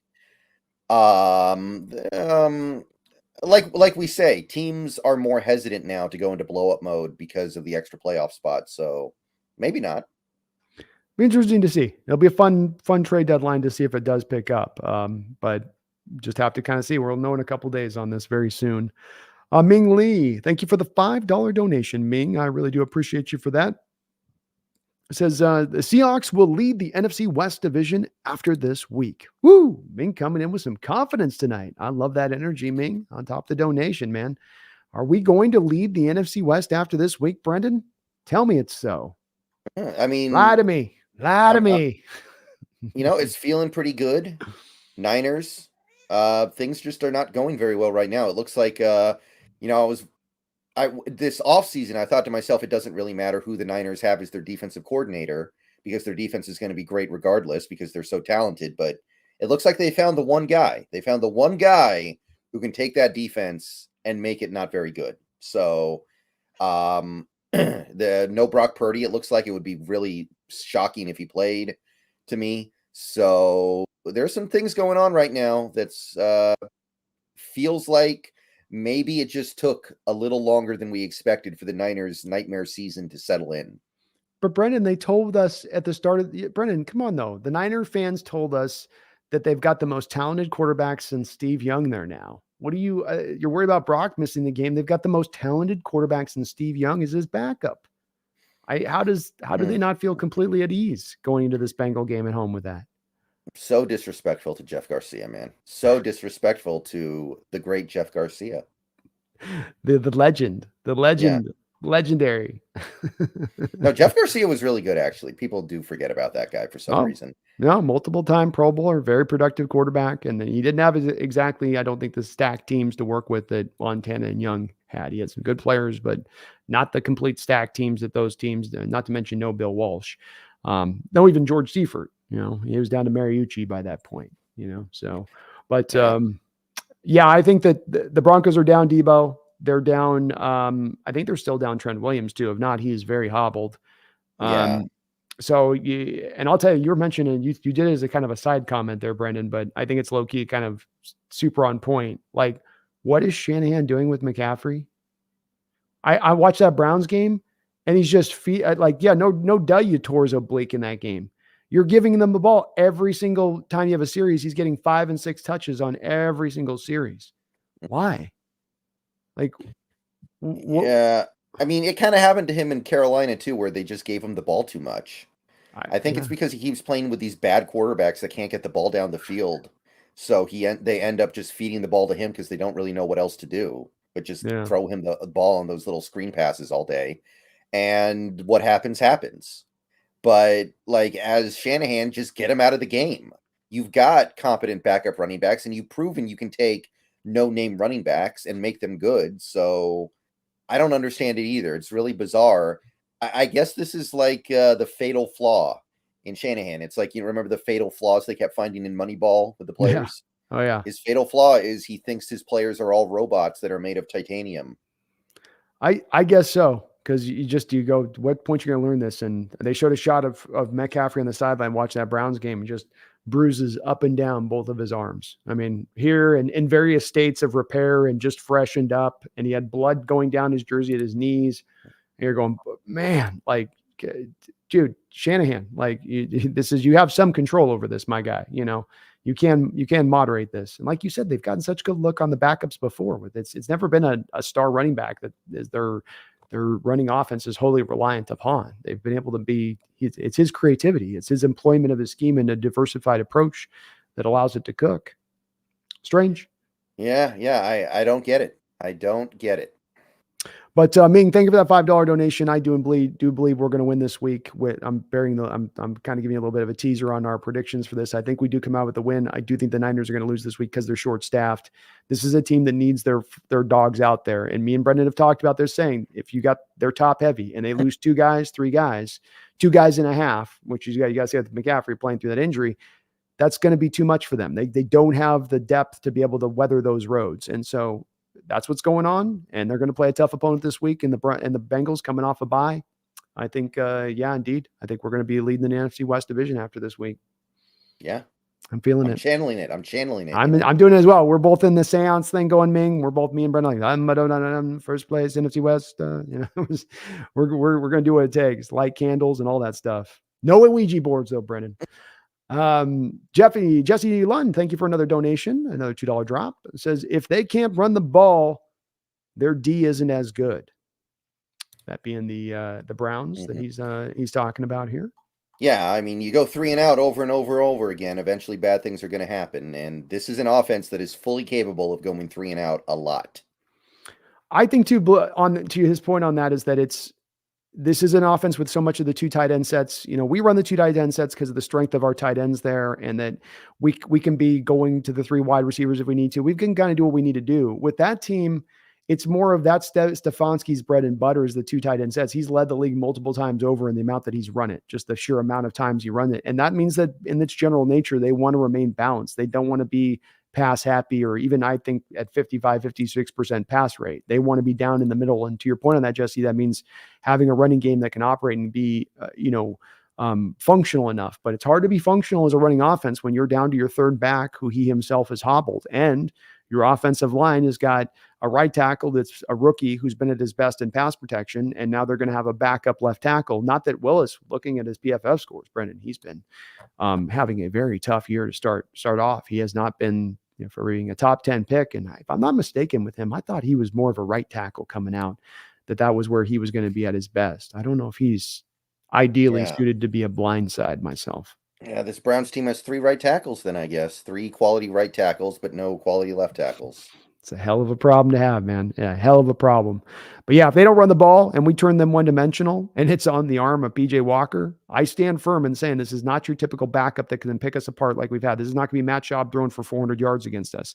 This is a guy that just does not have the accuracy, especially in what's going to probably be Brendan. You guys are getting kind of crispy over there, right? It's getting a little chilly over there. It's starting to get a little bit of that Pacific Northwest turn that starts to kind of sometimes restrict offenses as the weather starts to get a little bit more, colder, wet, a little more wind kicking up at various times. Got some bad weather.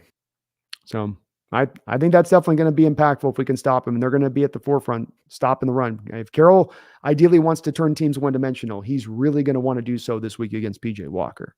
That's going to be definitely at the forefront. You don't want to let him off the hook, Brennan. You don't want to have to walk out of this game with Walker going, well, he only had to throw it 20 times in this game. Yeah. I mean, if you look at his stat line, the last couple games that Cleveland's won, it defies all logic and reason. Yeah.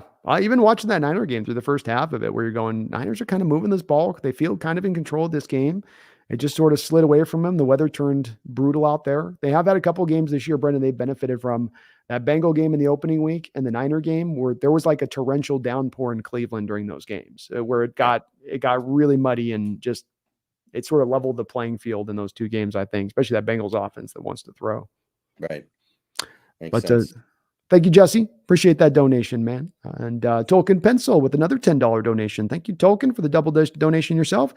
Says, if the Niners do lose and hit the panic button, will they go for Cousins before the deadline? Could they get him? Would it change the trajectory of their season? Ooh. Yeah, it can't happen anymore. Not anymore. For one, I think the Vikings are going to be 4-4 after this week. They're playing the Packers. Mm-hmm. So I don't think they would throw in the towel on the season. Like that 7 seed is wide open in the NFC. Wide. Like I think Tampa Bay had it before tonight's game, to give you an idea of how open that is. And I definitely think Minnesota is a better team than Tampa Bay. So, I mean, I think they even look at the division, Brendan. Lions, I know that they're a strong team. The Lions are 5-2. If you get to 4-4 and the lead of the division's at 5-2, you still could easily be looking at from the Viking standpoint saying, we're just starting to play our best football. We're going to get back Justin Jefferson. We don't have a tough division. We're going to go through here that we have to go. We can still take this division. I mean, some people might be thinking they're smoking crack on that. I don't. I think Lions are good, but people have kind of gotten a little bit into the crowning of the Lions thing, and we'll see how we do against Baltimore on the road next week. But they got embarrassed by the Baltimore a couple weeks ago out there, and so I can't see the Vikings moving Tolkien Cousins. I just can't. And the Niners, the cost that they would have to give up to do that, then Cousins playing his best football, and the Vikings to have to know that moving him means they deep six the season, which they still have some hope for. That means the Niners would have to come in with like 2 first-round picks just after they had the 3 first-round picks that they threw out the door on Lance. I think that they'll end up probably trying to make a run of him this offseason with it. But it is going to be interesting, Brendan, with them on the Niner front. Not to go too deep in the weeds on this one, but they have more cap space than anybody in the NFL right now. And if they really got jiggy with it, they could decide to go hardcore if they really wanted to. I do think they're going to trade for somebody, but it's not going to be Kirk Cousins. What would you think it's probably likely to be? I think they kick the tires on maybe some offensive line trades. Unfortunately, the Titans have like the worst offensive line in the league, so that's the one team we know is blowing it up, but there's really nothing they can do there. And honestly, if there are any pass rushers out there they can get, I think they go for that because their pass rush was invisible against the Vikings. They didn't hardly touch Cousins. I think they maybe look in that area.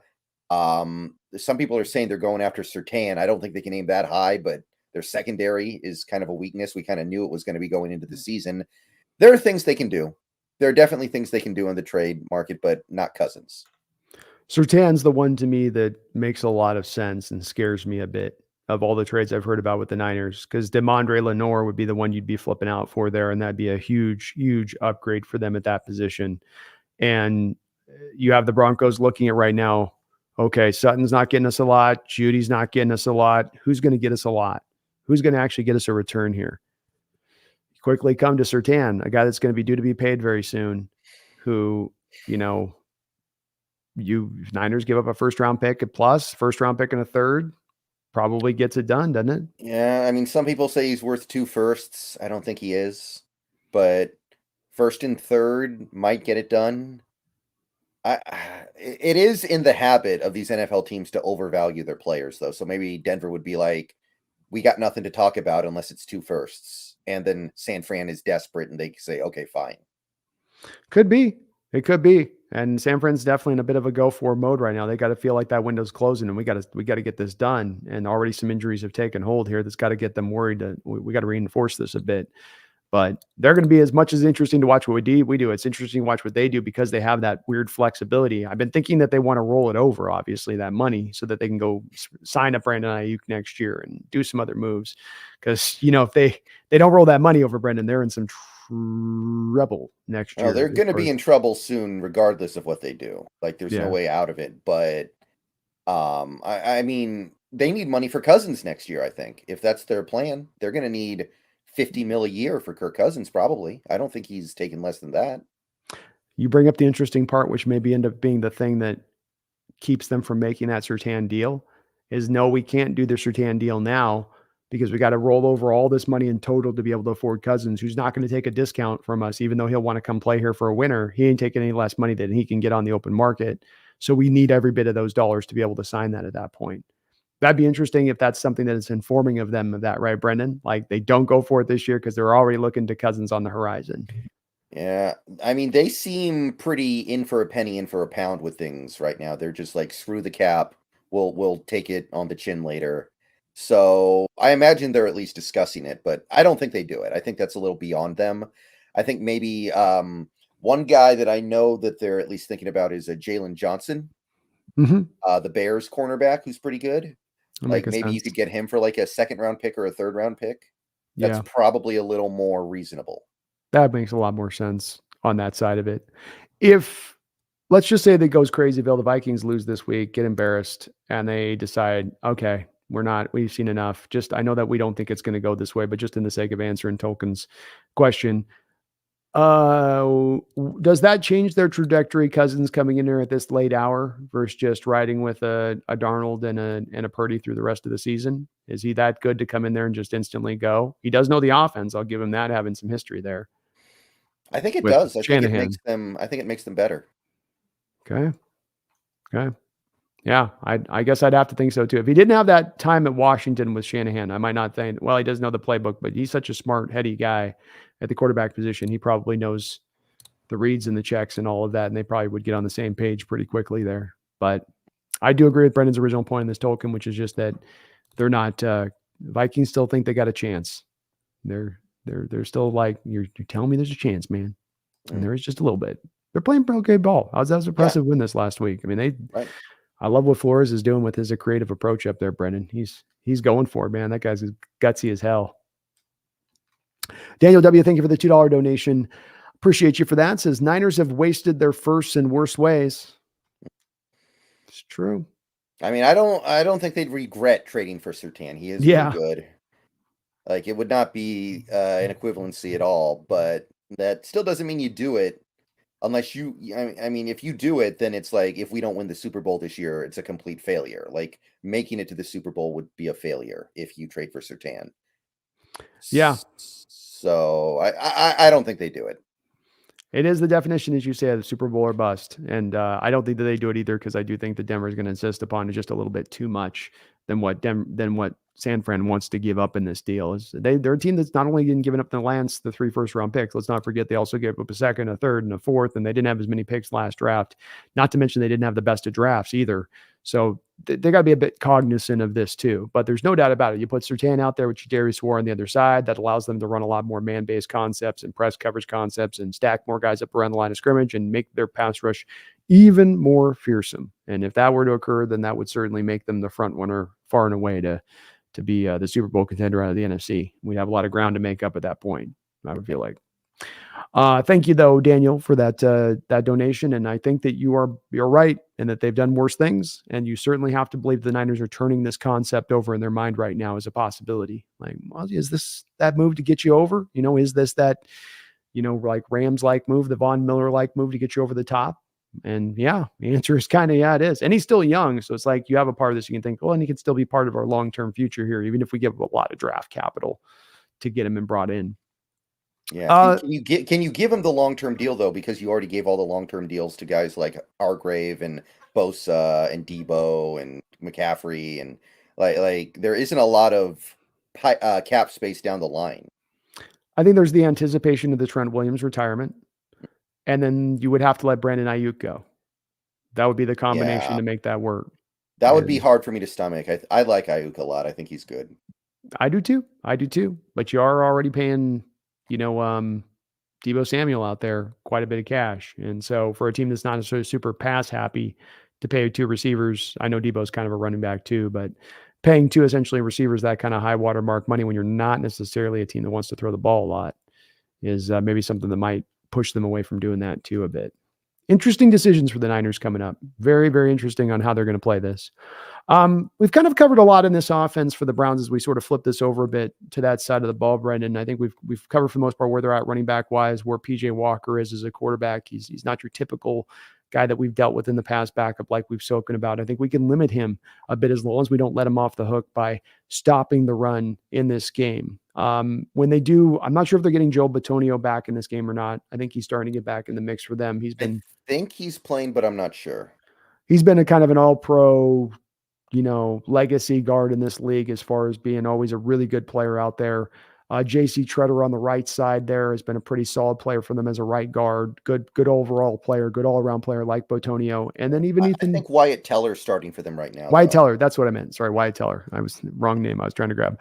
Wyatt Teller, who is I meant. And then you have Posick, former Seattle Seahawk there, who's finally found his footing at the center position. Brendan, hasn't he? He's having maybe the best year of any offensive lineman there so far this season, performance-wise. Yeah, Posick's a good player. I mean, I kind of knew he was a good player here. He just didn't really fit what we were doing. I thought that his last couple years here were pretty decent. And he has obviously found a lot of success over there being flanked by 2 really quality guards. They make life easier. But yeah, Posick's a good player. We knew that ever since we drafted him. I remember when we drafted him, all the Seahawks Twitter people were crazy about it. They loved it. They thought it was an amazing pick. And then we played him out of position for 3 years, and it takes a while to get the stink off of you, I think. And yeah, he bottom line is he's a good player now. And I was always somebody who defended Posick when he was here. Me as well. I thought it definitely put him behind the 8 ball with moving him around as much as they did, not letting him just slide into the center position and just get comfortable there and learn that and master that. But he's doing a good job. And I think if we look at the place that we're most exposed on this team, we'll talk a little about the playmakers here, but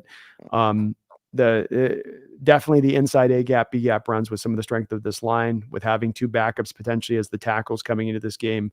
My worries in this game from them offensively, as much as anything, are that ground game up the middle, them being able to just go up the middle, and those guys block it up so well and we've done good against this year. We've done great. That's where teams have tested us mainly, in my opinion, has been up the middle of the defense, and we've answered the bell. But that's going to be where our defense has got to have to really bring it with this game, because that's as good a quality on the inside, I think, as you've seen this year, maybe absent the Detroit game, I guess. If I had to look at another team that has the inside guys that can bring it like that. Yeah. I think that sounds about right. Yeah. Playmate. I want to talk a little bit just to kind of, when we wrap this up a bit on this matchup of the Deshaun situation, because you talked a little bit about that, but just looking at the receivers on this team, Brendan, they've got okay guys, but I mean, they're not bad. They're okay. Certainly in Amari Cooper, you still have a guy that can go get it. He's not as fast as he once was, but he's still a guy who's got great ball skills, runs as crispy routes as you'll find in the NFL. He's going to get his catches. He's going to get open at times. And Walker's certainly going to look to feed him. Seems like Elijah Moore is still not quite finding, the former second-round pick, his footing in this league as a competent slot receiver, is it? He's still sort of 2 stops now. Yeah, at this point, I kind of feel like he's probably just a bust, right? Like, he's been around long enough and had opportunities on multiple teams now. Obviously, this is not a good opportunity for any wide receiver right now, what he's got in Cleveland. But he's probably just not all that at this point, I would say. They're trying. They're doing the fly sweep things with him. They're doing all the typical things you'd see for the slot receiver to try to work him in, Brendan, and make it go. But it's just 10 yards a catch, and he's on pace for like 600 yards receiving. But watching them in the games, he's not doing a tremendous lot. He looks small too. He looks legitimately very small in the football field. The only other guy that has been kind of quiet this year that's maybe a little bit of a threat for them would be Donovan Peoples-Jones. Seems like this year he hasn't been quite as good as like maybe he was last year. I liked him more a couple years ago for sure. I mean, he's been definitely very, very quiet for them, I think, this season. So yeah, 8 catches, 97 yards, coming off 61 grabs last year, no touchdown receptions. Just kind of I'm not going to say pedestrian receiving core, because we don't like to use those words regarding receiver cores around here, Brendan, but I mean, kind of ordinary, kind of more jaggy than it is difference making, right? We're going to face a lot more like Eagles game, Niners game, a lot more threats that we're going to face this year on the outside than this matchup with Cleveland. Yeah, and obviously these receivers that we're talking about, they played with PJ Walker or DTR basically the whole season, so they're being put in some really bad situations. I think that would be I don't know how much we can judge them based on the way they're playing this season, but yeah, at the end of the day, they're still playing with that same quarterback. It's true. It's going to in fact impact those guys when you got backups in. It's hard for them to be tremendously productive when you got especially a backup like PJ or DTR, who was just in over his head a little bit to begin, too young to be starting, that not able to kind of just make the offense function. Yeah. So we know what we need to do with this defense: limit mistakes, and embrace the grind. Right, when we're going against their defense offensively, don't let them run the ball. Don't let them off the hook. Don't let PJ Walker have a low amount of passing attempts and easy throws within this game. Make it to where he's got to kind of carry the day with his arm, right? As a general way. Is this seemingly, from your standpoint, kind of the strategy to go out in this game to attack this team on both sides of the ball? Yeah, I think this is definitely doable. I think that this is at the end of the day, you look at this matchup and it's so clear how this game should go theoretically, right? It's so clear that it should be a very low scoring game, and as long as you don't turn the ball over, it's hard to imagine losing because PJ Walker has been that bad. Like, he's literally the worst ranked quarterback in the NFL by PFF. He is literally the nut low. He is So it's hard to imagine him not giving you like 4 or 5 chances to take the ball away. And then, I mean, this might be a good game to get a defensive touchdown, honestly, with the way PJ Walker plays. Like, that's got to be a high probability. 100%. So as long as the offense doesn't match those turnovers with turnovers of their own, you should be able to win. Agreed. Yeah, I see that as being the way. Limit the offensive mistakes and force this guy in a bind, force him to beat you with the arm. I don't think he's capable of doing it, Brendan. And if he does, tip your hat to him. If he goes out there and throws a bunch of 9 routes and peppers it all over the park, then in our house, then so be it at that point. But make them be that way. Don't let him off the hook with run the ball. We'll get to the our prediction on the score, but the final little note I wanted to unpack with you to kind of see where your head is at on this a little bit, because you intimated a little bit that you had a feeling that this is now maybe the worst trade in NFL history with what they've got with Watson. I think it's hard from my standpoint because unlike the Wilson thing, which is heading to a conclusion, this thing is going to continue in the future. Talking to these Browns fans today, they seem to feel like the injury is legit, that it's not him just not wanting to play football and kind of making up something in his head because he's got a guaranteed contract and he can do that with a guaranteed contract. But from your standpoint, you don't think that that reclamation is coming and that this is indeed that at this point. Yeah, with the information that we have right now, like watching those games before he got hurt, he's just so inaccurate now. Like against the I think it was the Steelers game, he's throwing these little 5-yard slants. One of the easiest throws you can make, and he's just off on it. These are throws that any competent quarterback is hitting their receiver right in the gut. And Yeah. he's just behind, he's ahead. Like even those simple throws, he's just completely inaccurate on. And Watson was a quarterback who was accurate in Houston. I think his completion percentage was around 68, 69. Mm-hmm. And in Cleveland, I think it's been like 55, which wouldn't even be good by 1990s standards. Yeah. So I look at that. I look at the fact that he doesn't look as fast or as athletic as he used to be. I mean, he basically took 2 years off of football, so it's not shocking. But I just look at all these things and I say, at least there's a way out with Wilson, right? You can cut him and save some money. And I do think they will probably do that at the end of the year. There's no way out with Watson. And I'm just not seeing any indication that he's going to find his way back to what he was, because that's what it takes, right? It's not enough for him to just become a competent game manager. You can find a competent, like you didn't need to make that trade for a competent game manager. You would have to get all the way back to the MVP candidate that he used to be. And I'm not seeing anything close to that. No, I don't think that this is the problem with Russ out there. Is he's being somewhat competent as a game manager, depending on the game, but that got the Denver people going, wait, we're not paying this amount of contract for game manager. That's not how this works. And it may be the way it goes. Like to your point on this, yeah, they tried to blame it on Rust last year, right? Rust, not Rust, but Rust.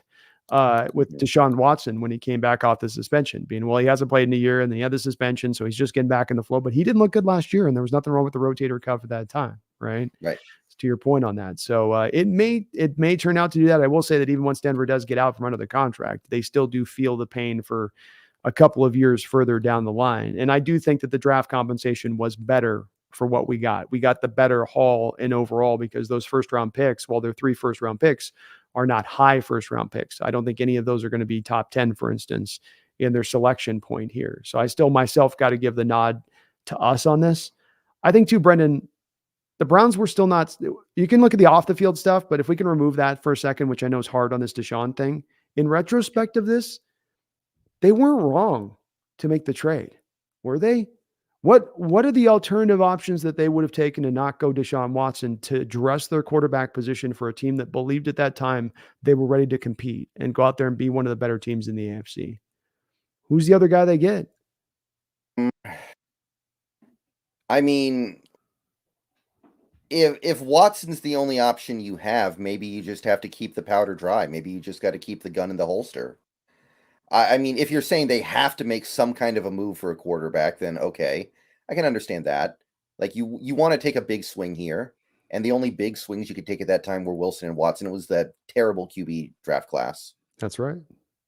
So I understand that, but I think making a move because you feel like you have to make a move, I don't know if that's the defense of the Deshaun Watson trade that makes me change my mind on it. Yeah.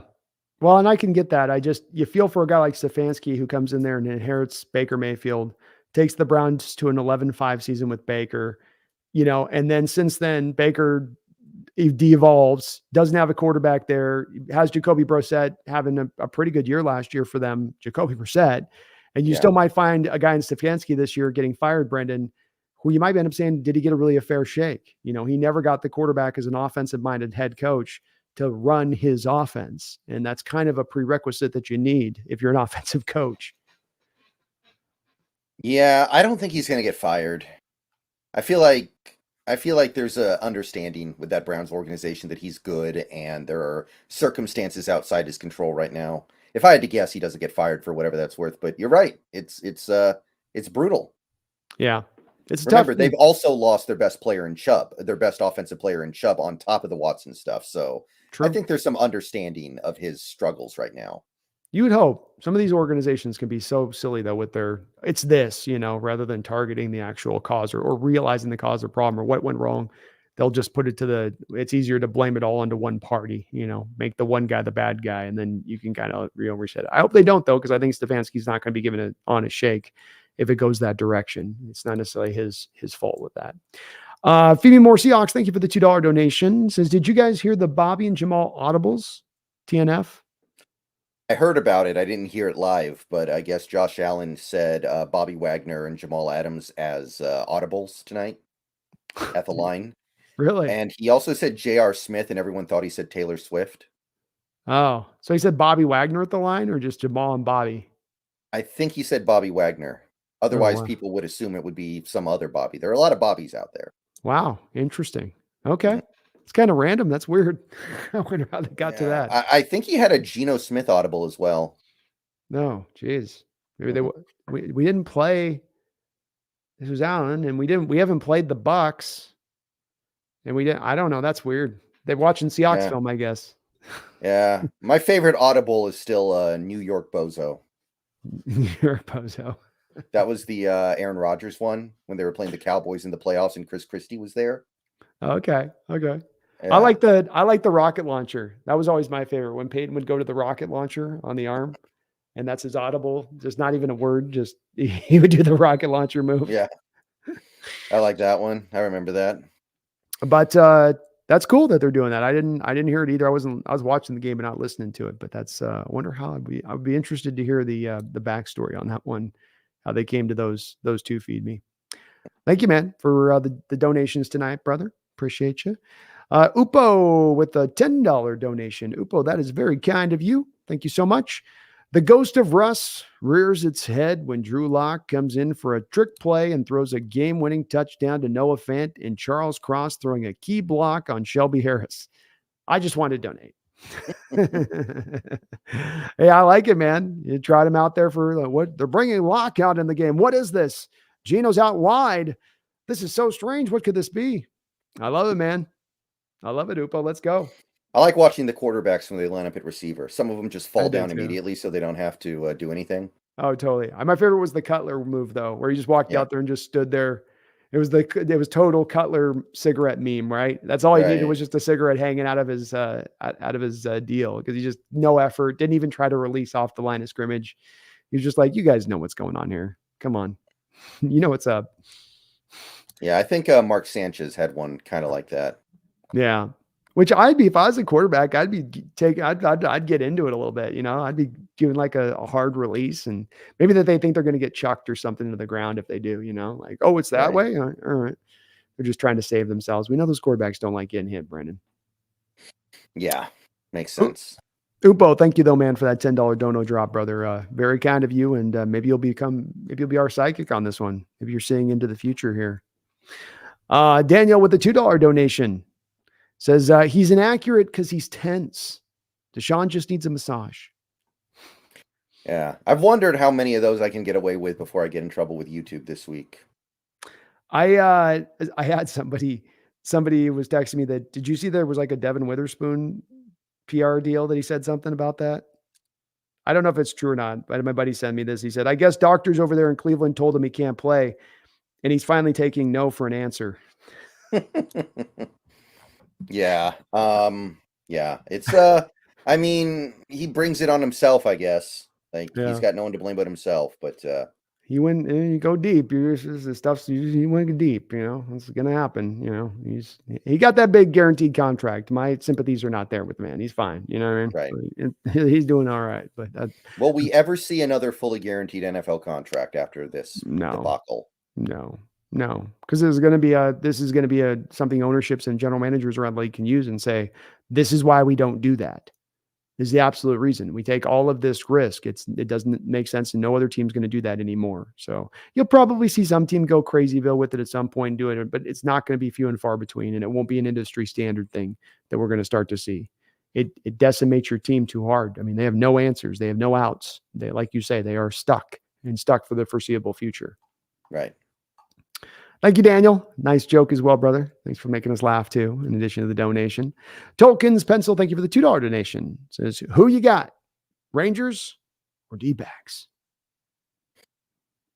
The Rangers bullpen is gonna. There's no way that bullpen's winning a World Series.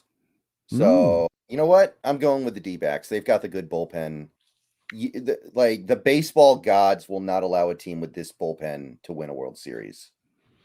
I'm gonna prove. I'll go the opposite way of Brendan just to prove. I'm gonna go with the offensive firepower. Who needs a bullpen when you got this kind of offensive firepower and you're playing from ahead? And that's a Ranger lineup that's deep and everyone can get to you. I think that they're going to bat around a little bit of that D-backs rotation and find themselves up in a lot of those games. So the bullpen won't even matter, Brendan. How about that? Bullpen will be neutralized. I think that's what it's going to take because Chapman's just waiting to find a way to blow 2 games in this series. You know it. Yeah, you do. That's for sure. He's not the one he's with that end of his closer life where you're like, I don't know if I can trust this guy. It's getting a little bit dicey here. He's in that Heathcliff Slocum, mode, right? Fernando Rodney. Yeah, we've had a few of these that have come through here in our time. So it's not our first rodeo, but thank you, Tolkien. Appreciate you for that donation. And you guys as well. All of you guys appreciate all the donations on the chat today. You guys are always very, very kind with that. And it is very much appreciated. Brandon, we've, I think, broken down this matchup pretty well for what our Hawks have got to do. I think that leaves us with one thing, which I know is not always your favorite thing to do, but the fans want it. We got to give them what they want, which is, of course, the prediction. So we think it's a dirty affair. We think it's going to be muddy, bloody. It's not going to be fireworks, right? It's going to be just in the muck as you get, right? That's what we're expecting. Give me a score of where this game's going. I'll say 17-9 Seahawks. 17-9. I like that score. I do like that score. I'm going to go with, we'll go with 2013. We'll get it by a touchdown.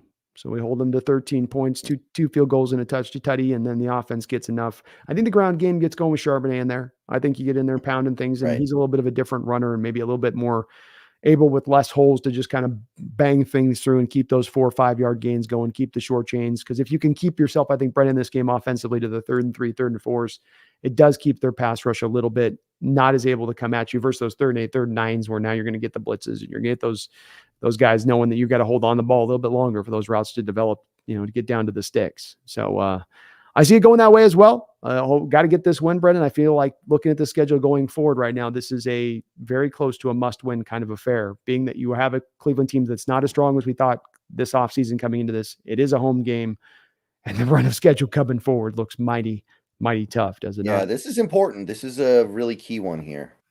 Yeah. So hopefully the Hawks can bring that kind of spirit this week. They got the throwback uniforms. They're going to look sweet out there. Are you in favor of full-time uniforms on throwbacks, by the way? Do you find yourself in that camp? Not full-time. It'll become not so special if you stick with it too long, I think. That's fair enough. Man, they look good, though. I'll tell you what, the fans are going to love them even more once they see how they look this upcoming Sunday, especially when we get the victory on the back of it, Brendan. It's not going to be too bad. Yeah. Well, you guys do me a favor. If you haven't already, hit that like button. If you haven't as well, please do get subscribed to both Brendan Nelson's channel, as well as here to the Hawks Nest if you haven't on either side of it. We will be back here on Tuesday to do our breakdown and wrap up of this game. But until that time, we've got ourselves a very interesting matchup coming into Lumen Field with a tough team that's going to give us all we got, I'm sure of it, with a tough defense. Myles Garrett, probably the defensive player of the year. We didn't even talk about him, Brendan. Well, we did talk Yeah, we about talked about him a little bit. We talked about him a little bit. We know what's at stake here with him, which is double team. Do what you can. You can only, he is the definition of you're only going to be able to hold him down so much, but take as many efforts as you can, as Brendan said, to not allow this guy to wreck your whole game plan. Don't let their best player be the destroyer of worlds. That's what you'd like to avoid in this one, right? Do that and you feel good stuff. Mm-hmm. Sorry, go ahead. Yeah, it's just like the old stuff we did with Aaron Donald. Try to find some way to make sure it's not him. And we had limited success doing that, but it's got to be a new era. You got to understand what you're up against. And like I said, it can't be that guy. Let it be somebody else. Amen. Let it be somebody else, anybody else. But man, he is a good one. He had one move, Brendan, I saw where he did this, sets up over the center and starts doing a crossover dribble move, like pantomiming doing a crossover dribble on the center, and then busted his butt post snap. Just ridiculous. The guy's just ridiculous on the field. Well, I thank you guys for watching. I thank you, Brendan, for coming in the house as you do here twice a week on this side of things, man. Very, very much appreciated. Like I said, hit that like button, subscribe on up to both our channels on the side of things. We'll be coming back cooking strong here in a couple days. But until that time, I hope we wouldn't have to remind him, Brendan, but we probably should, huh?